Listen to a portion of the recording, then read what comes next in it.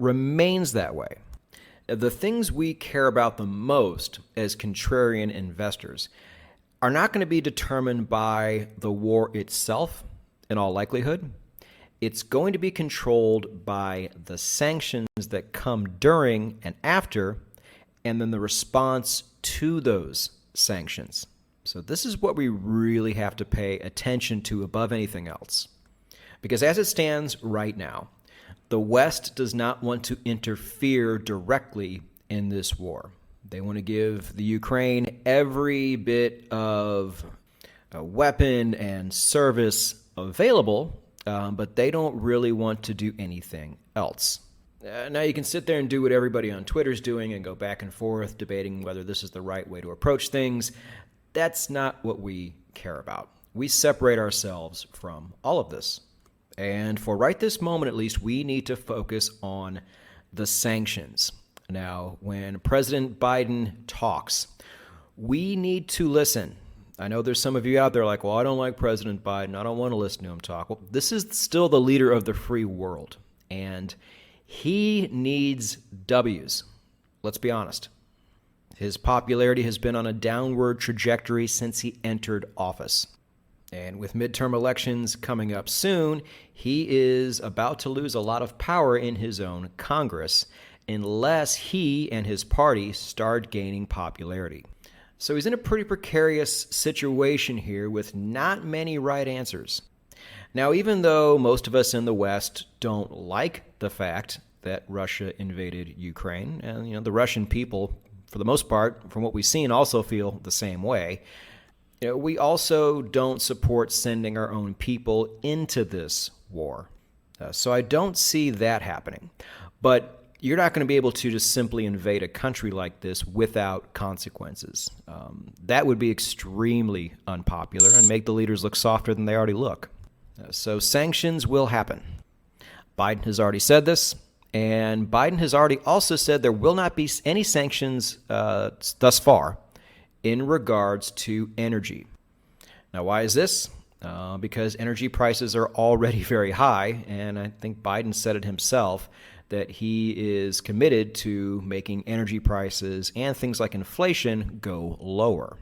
So you can't just contradict yourself blatantly 2 weeks later and put energy sanctions on other countries, especially countries that have a lot of energy. The United States still imports a good amount of oil from Russia as we speak. Now, how much longer will that go on? We don't know, but I'll get to individual commodities later on in the program. Now, countries, of course, don't like being sanctioned, so they will provide counter-sanctions of their own and completely cut certain countries off from their resources, to which Russia has a lot of. Now, make no mistake, Russia is going to be affected by sanctions. Now, sanctions involve the United States dollar. Everybody's saying, oh, Russia is getting around this with their own central bank digital currency. Well, that's going to take a while to implement. We don't know how well it's going to take. That's not really an answer. Other people said, oh, they just legalized Bitcoin, so they can get around sanctions that way. No, not realistic, especially not right now. The one way they can fight it is by cutting off the West to their own resources. Now, they're going to be okay with this because they have plenty of customers in the East. It's going to hurt the bottom line a little bit, but at the end of the day, if they just deal with China and South Korea and Southeast Asia and maybe the Middle East, they're going to get by just fine. Really, it's going to be the West that ends up bearing the brunt of most of this.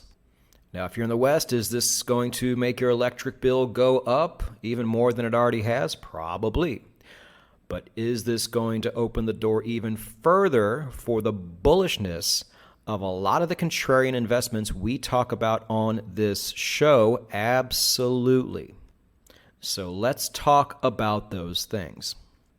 Let's go ahead and begin with oil, because I think that's the one that will probably get talked about the most. Now, honestly, this is not good for the supply of oil. This is bullish for the overall price. However, that ship in a lot of ways has kind of sailed in terms of getting really great value out of like a pure oil ETF or some of the oil stocks. unless you were able to zoom out pretty far, like zoom out about 10 years or so, and take a look at most of the oil services ETFs. This was episode 31. Oil services typically lag behind price. And if you look at a 10-year chart of most of the ETFs we spoke about on that episode, you will see that these have a very, very long way to go. And your time horizon doesn't have to be 10 years. As you see on that chart, it only takes 1, 2, 3 years at the absolute most for these things to really take off and spike. And in the last 10 years, they have not had a really great reason to even do that. Now they do. So if you're not in the oil game yet and you still want to get in, that is where I probably think your best opportunities lie. This is not financial advice. Don't do anything I say. But as far as getting into oil for a long-term buy and hold, the best time to do that is, as always, when we talked about it. But you can still get in now. Just zoom out and find those sectors that still have value. Now, natural gas. Oh boy. We haven't really had an episode on this yet because the price has just been so wild. I can't time it right. I want to kind of time it at the bottom of a cycle, but the cycle just doesn't seem to want to be a cycle. It's just so jerky. But I will say this. If you think this situation is going to get better anytime soon, let me know, because I want to take the other side of that bet. You have the Nord Stream 2 pipeline, which is a big deal, that connects Russia and Germany. Germany is the head of the EU. Sanctions are coming from the EU. The Nord Stream 2 pipeline might have already been DOA to begin with. Natural gas prices are already super high, giving Russia even more leverage and bargaining power. This is not good. The winter was cold, but not as cold as people expected, so we got a little bit of a break there. But certainly between now and next winter, we will have an episode breaking down natural gas further. But if you wanted to get the jump on it now, you certainly could. Just be prepared for lots and lots more volatility on the upside and the downside going forward. Now, something else we haven't tackled that, again, I've been meaning to, but there's only so many episodes you can put out at a time, and that's going to be fertilizer. Russia is a very big player here. There's about 3 or 4 major components that go into most fertilizer.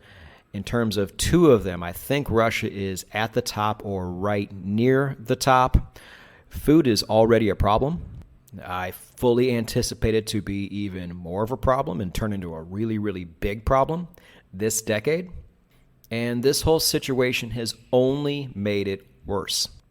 So again, stay tuned for an episode specializing in fertilizer and different ways to invest in it. But please don't wait for that episode to come out. Like a lot of things like tin and zinc and things I've wanted to talk about in the past, sometimes the market just takes off without you and there's no more value in it by the time I decide to make an episode on these things. So, again, don't wait for me. If you agree with me and you think there is real opportunity here from an investment standpoint, get to work. So along those same lines of food, we don't do much with soft commodities here. At least I certainly don't, so I don't feel like I'm really at liberty to talk about it. But if you are, the wheat market has been going awfully crazy lately as a result of this. This is the one thing most normie investors are pretty hip to. I feel like they're sleeping on a bunch of commodities, really, but not this.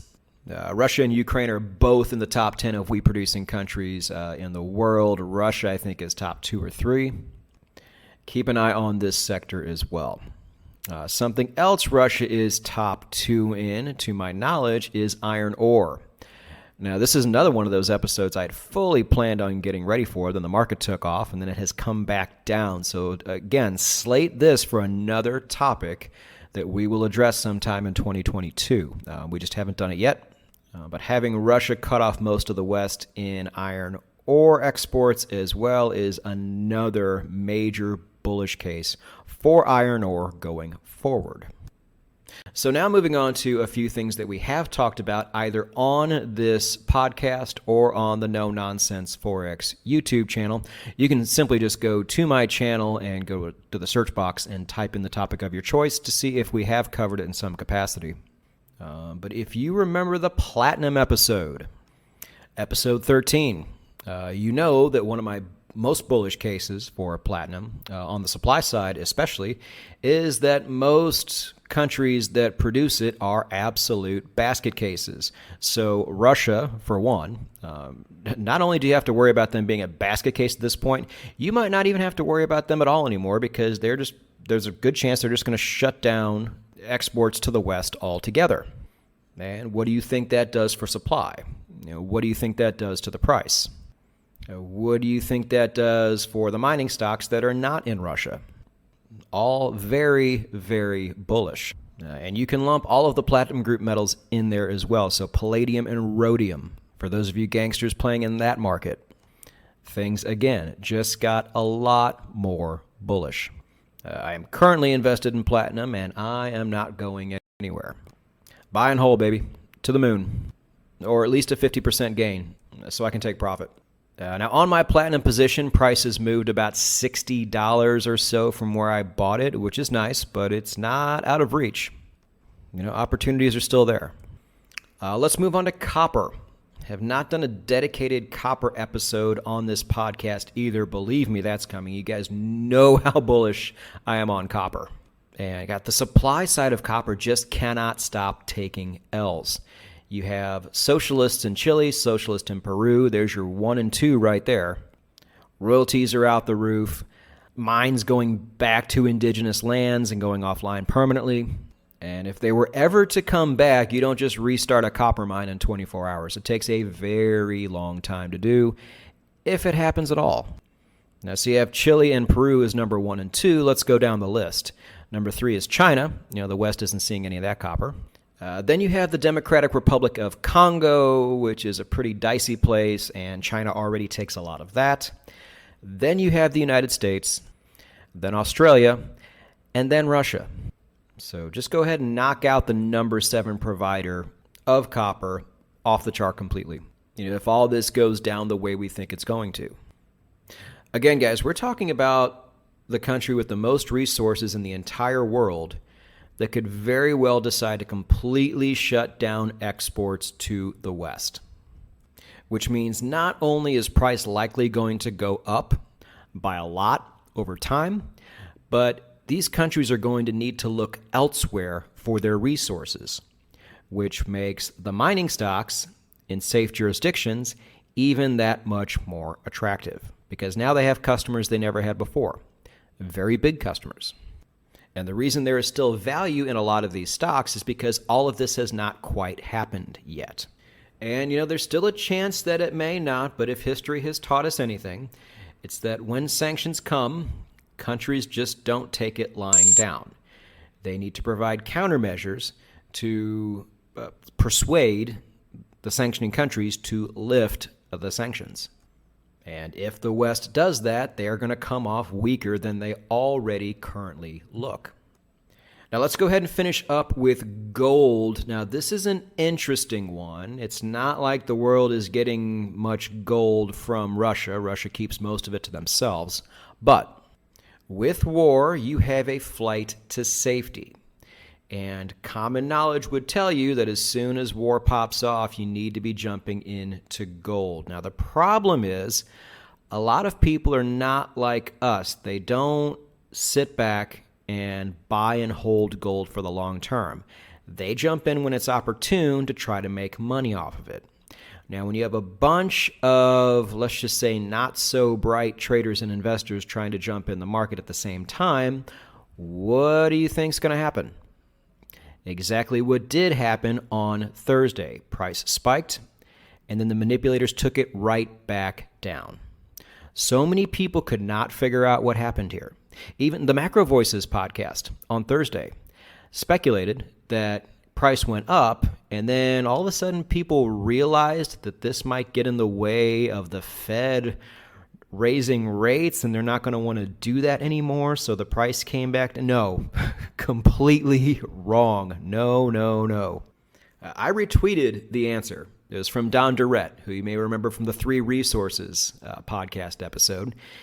He said this can only be one thing. Only one group has the ability to drive price down like this all at one time, and that is, say it with me, the big banks, the greatest manipulators of all time. And who do they love screwing over? They love screwing over the uninformed. So people took positions at higher gold prices, saw the price drop, couldn't understand why, probably panicked, freaked out, took their position off the table. Banks win, you lose. The real takeaway here is the same takeaway as everything else. Do things the way we do things. If you're going to be in gold above anything, trade it, which you can do from a daily perspective to where you only worry about where price ended up at the end of the day. That's the only thing that affects you.